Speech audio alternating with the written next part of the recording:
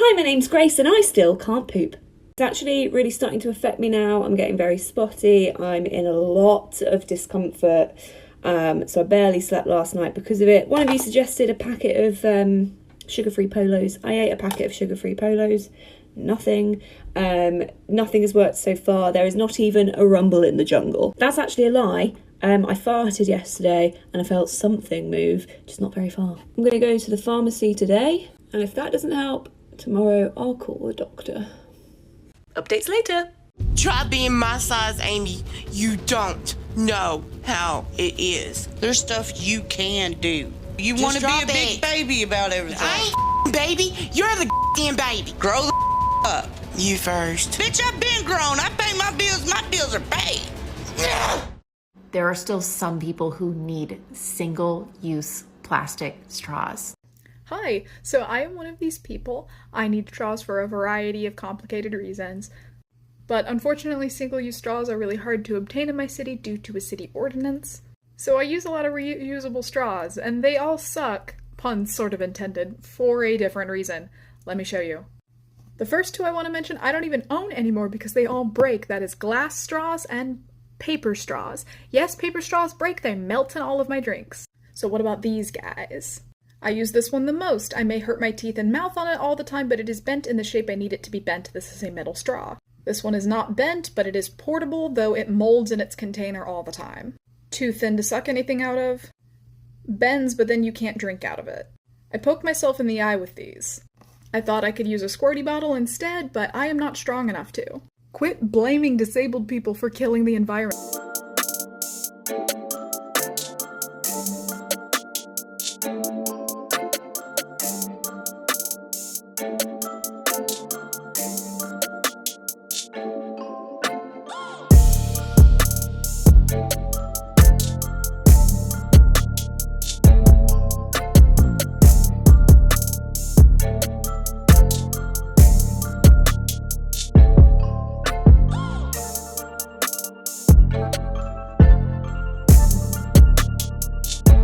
Morning friends, I woke up with a fever this morning. Today was a bit of a bombshell. Then I got ready for my day, packed up my stuff, headed out the door for my infusion.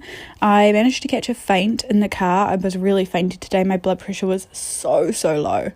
And then on the way to the doctor's, we went to a cafe to grab a hot chocolate. This is a different cafe to last time, and they still messed up our order and gave dairy milk. Luckily, Jaden drank his first, so I didn't have a reaction. But we went back and got the ones that we ordered, and they made them again. And then we ran the infusion, and they told me that they won't be able to do them anymore, which sucks because they were really helping me, and it's really frustrating. I got some bad news as well, which added up. I had a breakdown and I felt so frustrated, like I'd taken a step back in my treatment.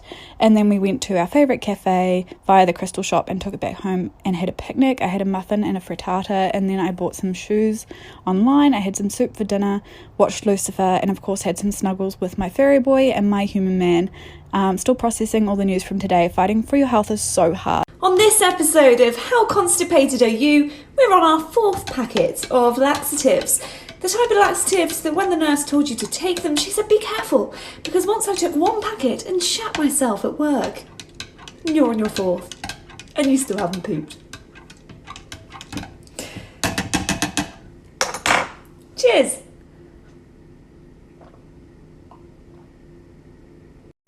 Hey, we fresh out the mental hospital. Put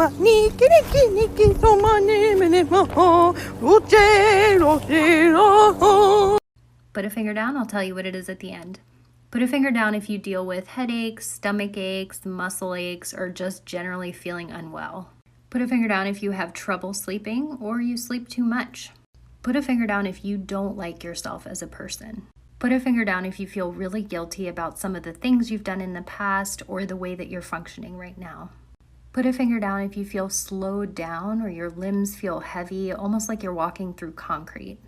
Put a finger down if you feel like you're having mood swings or are more irritable than usual. Put a finger down if you're worrying a lot or find yourself having panic attacks. Put a finger down if it takes a ton of energy to push yourself to do just the basic things. Put a finger down if you're feeling hopeless, like things will never get better. Put a finger down if you just feel kind of blah, like nothing really makes you happy anymore. Put a finger down if you've had a change in your appetite. You ran out of fingers, didn't you? These are all symptoms of depression. Girl, a question out of genuine curiosity is never stupid, but I'll show you how I set up my feed and that'll help it make a little more sense. So we start by coming to my lovely drawer of goodies and getting out a feed bag.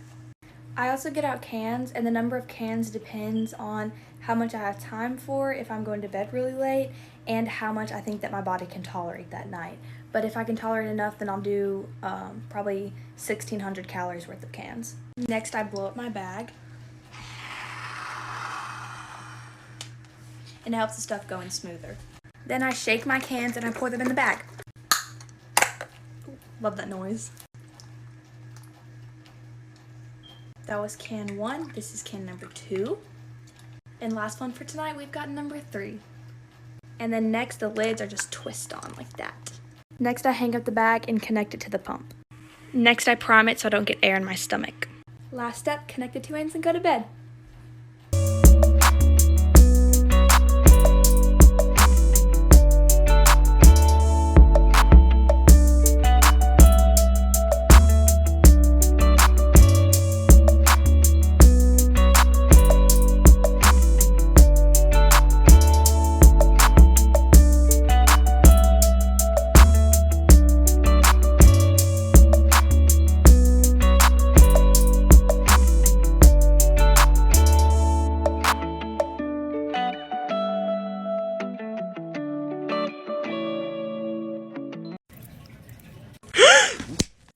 What the fuck, dude?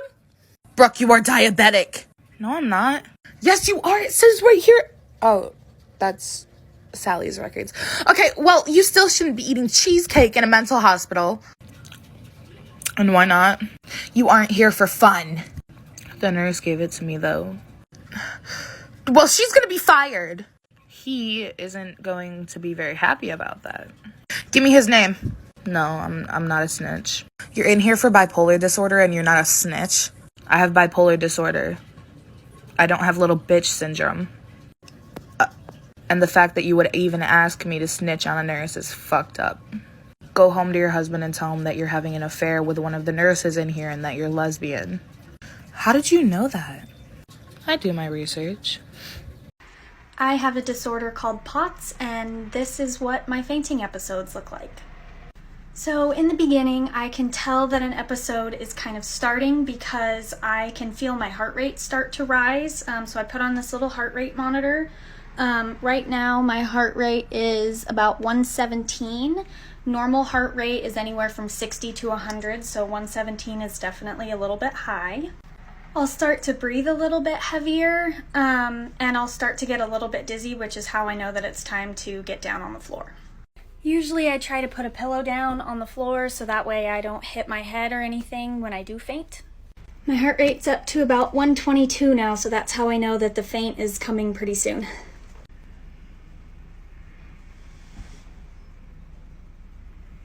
Once I regain consciousness, I'll put my legs up on a chair and eat some kind of salty snack, and eventually I'll start to feel better. Another one of my favorite questions to ask patients at their appointments is, what do you think's wrong? Do y'all know how much money, time, energy, and grief this would save chronically ill patients if doctors would just start asking this universally? Let me just tell y'all a story, okay? When I was 15, I was having really horrific symptoms, like I would pass out when I stand up. I got dizzy, my heart rate was super high, it was hard to breathe, and doctor after doctor told me it was in my head, it was anxiety, it was a female thing, blah, blah, blah. I got fed up, I went to Google. I came across a condition called POTS, postural orthostatic tachycardia syndrome. Not only did I have every symptom, I was a textbook classic case of POTS. I fit every risk category. And yet when I brought this to my doctor's attention, it was, no, you can't just Google and diagnose yourself. I'm a doctor, you're a 15-year-old, you don't know what the hell you're talking about. So I convinced my parents to take me to the next state over. I got in with a doctor who tested me, and lo and behold, guess what? Guess who has fucking POTS? Please, more doctors ask this question. We know our own bodies. On the journey to poop today, we went to the pharmacy to see if we could tackle it from the other end, but the pharmacist told me that she couldn't do anything for me and I needed to speak to a doctor as soon as possible. I did manage to get through to a doctor though, and then this happened.